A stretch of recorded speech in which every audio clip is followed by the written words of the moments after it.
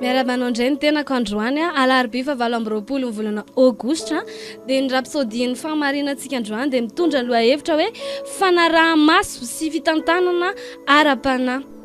Ny Luka 7:24 dia milaza hoe ara-mongotra anao hatramin'ny tany ambany zanakao ao anatinao ka tsy avela ny hisy vato mifanongoa eo aminao ho valiny tsy nahafantaranao ny andro na manginanao. Tiako dinianao ny teny fa mangina ao amin'ny soratra masina io misy mihevitra fa famangina fotsiny tian Jesosy ho lazaina nefa tsy izany. Io teny io dia nadika avy tamin'ny teny grika hoe episkopé izay midika hoe bisoprik na ny asan'ny mpiandraikitra, manana zavatra ho karakaraina sy ho tandremana ny mpiandraikitra iray. Manazava ny fanambarany tombo zany, tsy niambina izy ireo, noho izany dia nanadiny ny fotoana na mangina azy. Koa dia mampahatsiahy ny didin'Andriamanitra tamin'ny Adama sy Eva mba hiasa sy hitandrina ny Saedena ao amin'ny Genesis 2:15 nahitanao izany, izay maneho ny andraikitry ny amin'ny fikarakarana ny saha.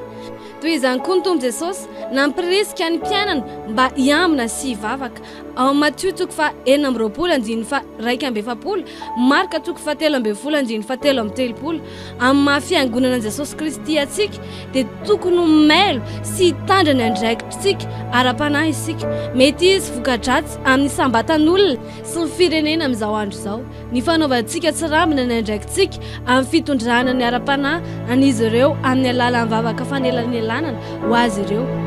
Hoy ny Matthieu 4:1-12 ao midika teny hafa dia miteny hoe miareta tory, mifantoha misimisy, mitandrema ary mazotoa, miambena sy mivavaha. Hoy ny ao amin'ny Timoty 2:2-2 milaza hoe koa mananatra indrindra aho mba hatao ho an'ny olona rehetra ny fangatahana, fivavahana, fifonana ary ny fisaorana. Ny tsy fanatanterahana io torolalana avy amin'ny tompo io dia midika fa tsy manatanteraka ny asa mahampitarika anao ianao, andraikitrao miambina ny firenenao sy ny vahoakanao.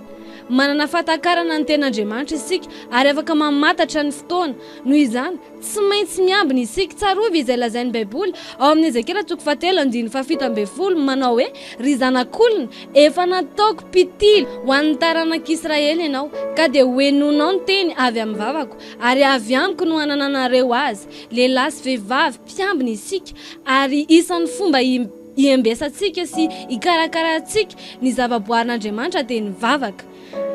Naverin'i Paoly izany rehefa nilaza izy ao amin'ny Tesaloniana 1:5-7 hoe mivavaka aza mitsahatra. Ary aoka ao amin'ny Kolosiana 4:2 dia milaza hoe maharetsy amin'ny vavaka ka miambena amin'izany amin'ny fisaorana. Amin'ny alalan'ny vavaka sy ny fahaizana manavaka ara-panahy dia manakana ny drafitry ny aiziny isika ary mitondra ny fiadanan'Andriamanitra eo amin'izay misy korotana. Aleloia! Azy atao ambany zavatra mihitsy ny mahazava-dehibe ny fikarakarana ara-panahy sy ny fitandremana ataonao amin'izao andro farany izao. Aleloia! Amin'izao fotoana izao tsika dia tonga eo amin'ny fotoanany fanekempinoana amin'izao dia hiteny dia ianao amerina an'izany ampandresen-dahatra. Ray malalo tsapako mahazava-dehibe ny anjara asako amin'ny mahampitily ahy ary misaotra anao aho noho ny fahefana nomenao ahy mba hifehezana ny devoly sy ny mpiara-dia aminy.